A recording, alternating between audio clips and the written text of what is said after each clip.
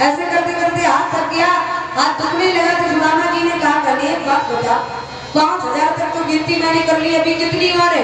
बोले अभी तो आधी ही ना हुई महाराज, अभी आधी ना हुई। अरे कन्हैया भैया तेरी लीला का कोई पार नहीं पा सकता, ऐसा कर अब मैं अगर पूरी पत्नियों को आशीर्वाद दूंगा तो मैं तो आशीर्वाद का ही रहूंगा, आगे जा नहीं सकता अपने घर लौट करके। इसलिए अब 5000 को आशीर्वाद मिल गया, बाकी जो रह गए हैं उनके बदले में तू आकर के मेरे को प्रणाम कर ले, इकट्ठा आशीर्वाद ले ले और एक एक करके फिर बांटते रहना अपने घर में, लेकिन मुझे अभी बख्शो। ठाकुर जी ने कहा अब तुम झगड़ा करवाने वाले हो, आधी पत्नियों को आशीर्वाद दे दिया, आधी ऐसी रहेगी। बोले तुम प्रणाम कर लेना, पति तो एक ही है, पत्नी भले 1000 है, सबको बांटते रहना बात में। ठाकुर जी ने आकर के प्रणाम किया, सुदामा जी ने आशीर्वाद दिया। सुबह होती है, रात्रि भर चर्चा हुई दोनों मित्रों की, और सुबह होते होते कहा सुबह प्रातः काल सुदामा जी के लिए स्नान कराया गया, और स्नान कराने के बाद ठाकुर जी ने सुंदर नई धोती दी पहनी। उसके बाद जो है सुदामा जी चलने के लिए तैयार हुए, भैया अब तो हम अपने घर जाना चाहते हैं।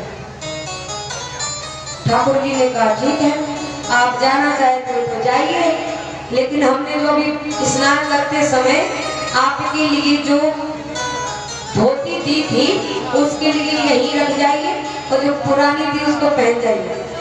सुदामा जी ने सोचा कि सुशीला तो बोल रही थी कि कुछ मांग के लाना, इससे कोई धोती नहीं छोड़ी जा रही, तो ये दामिन क्या करेगा बताओ। सुदामा जी ने सोचा शायद एक आध साड़ी दे दी पहनने के लिए तो पंडितानी को हो जाएगी पहनने को। सुदामा जी ने कहा कन्हैया हम जा रहे हैं तो बताओ तुम्हारी भाभी से जाकर कहा कहे, भूल ही गए, अभी आप अकेले आए, कभी दोबारा से आओ ना तो भाभी को साथ में लेके आना। सुदामा जी ने कहा मैं समझ गई, ये नहीं देने वाला, बड़ा कंजूस लगता, ये देगा नहीं। सुदामा जी ने सोचा मुझे तो कुछ लग नहीं रहा, लेकिन पंडितानी के लिए भी कुछ नहीं दिया तो मैं क्या करूं। फिर भी सुदामा कोशिश कर रहे हैं, अपनी जो पुरानी धोती थी उसी को पहन करके सुदामा जी जो जब जाने लगे तो ठाकुर जी से कहा कन्हैया हम जा रहे हैं, आप जो यहाँ से लौट जाइए, क्यों परेशान होने में नहीं उठना। बार बार कहते हम जा रहे हैं, अब जा रहे हैं, बस जा रहे हैं। भगवान ने कहा तो बार बार चिल्ला क्यों रहे हो, जाना है तो जाइए ना, कौन रोक रहा है आपके लिए। सुदामा जी समझ गए ये नहीं देने वाला, कुछ नहीं देगा। सुदामा जी चल दिए, और इधर सुदामा जी जैसे आए तो महाराज कहते हैं सुदामा जी जिस झोपड़ी में रहते थे भगवान ने विश्वकर्मा के लिए आदेश दिया, और अपनी द्वारकापुरी के जैसे एक सुंदर महल का नव निर्माण करवा दिया। यहाँ सुदामा जी जब आए तो अपनी नगरी में आकर के देखा कि जहाँ पर सुदामा जी की जो झोपड़ी बनी हुई थी वहां पर सुदामा जी के जगह पर सुंदर महल बना हुआ है।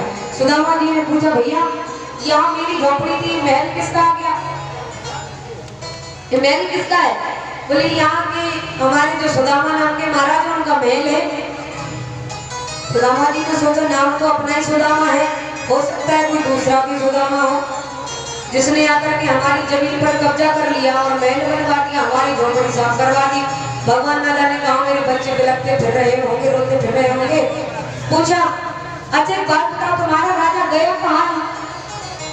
अगर राजा घर पर हो तो उनसे कहो कि हम मिलना चाहते हैं, उनसे प्रार्थना करना चाहते हैं, भैया हमारा घर कहाँ गया यहाँ से। तो कहा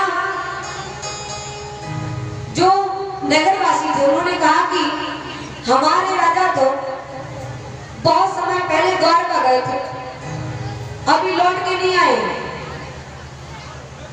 सुदामा जी ने सोचा द्वारका तो हम ही गए थे। अच्छा ठीक है कोई बात नहीं, आपके राजा द्वारका गए हैं तो कम से कम रानी तो घर में होगी, उन्हीं को भेज दो वापस। तो सुदामा जी ने जैसे कहा कि रानी के लिए भेज दीजिए, तो जो है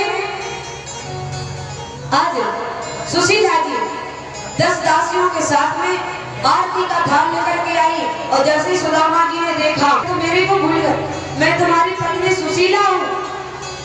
बोले तुम मेरी पत्नी सुशीला नहीं हो सकती, मेरी पत्नी तो झोपड़ी में रहती थी महाराज, दरदर उसकी काया थी, ऐसी मेरी पत्नी नहीं हो सकती। बोले महाराज आपको पता नहीं है आपके ठाकुर जी ने कुछ नहीं बताया? जब आप वहां गए तो ठाकुर जी की लीला से ये सब हो गया। यहाँ नव निर्माण हुआ है और हमारे लिए सब प्राप्त हुआ है। आज सुदामा जी ने जैसे देखा बस मिला, तुम्हारे तो बड़े ठाट है भैया। जहाँ तो स्वयं नहीं चल पा रही थी वहां 10-10 दासियां हमारी सेवा में लग दिया कि मेरा प्रसाद समझ करके आप इस धन संपत्ति को स्वीकार कीजिए और यहाँ रह करके भजन कीजिए। सुदामा जी अपनी नगरी के राजा हुए। उसके बाद जो है कहा स्वामी सुतो परीक्षित जी ने सुभद्रा जी की शादी के बारे में